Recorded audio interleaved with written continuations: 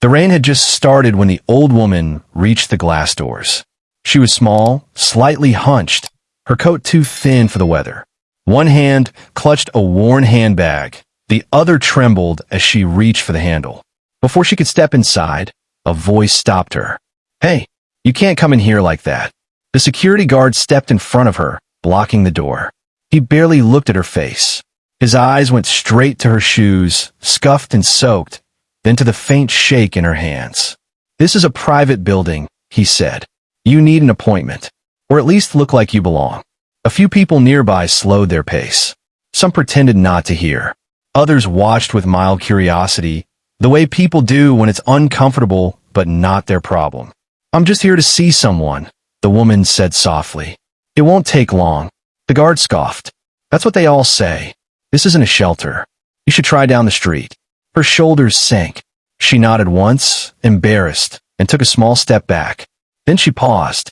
"Could you please tell him I'm here?" she asked. "Just tell him Eleanor is waiting."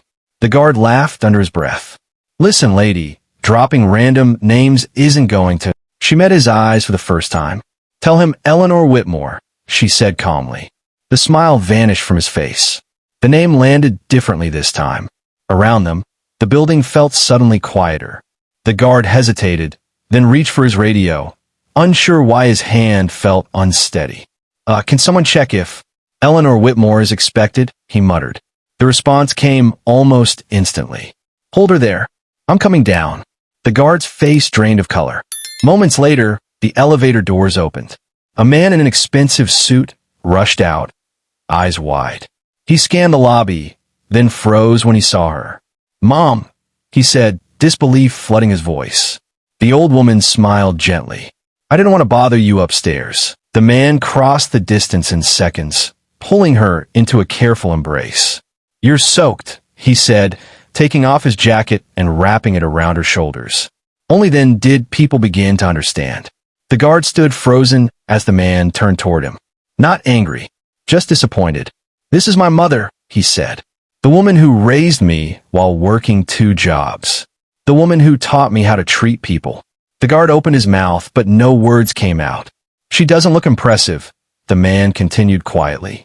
"She doesn't announce herself, but she belongs anywhere she chooses to stand." He turned back to his mother. "I'm sorry you had to experience that." She shook her head. "It's all right. I just wanted to see you." If this moment made you pause, if it made you think about how easily we judge who belongs, support kindness with Malik by liking, sharing, and subscribing. These stories only matter if we let them change us. The man guided his mother toward the elevator. As the doors closed, she looked back once at the guard. Not with anger, with understanding. And that's what stays with you.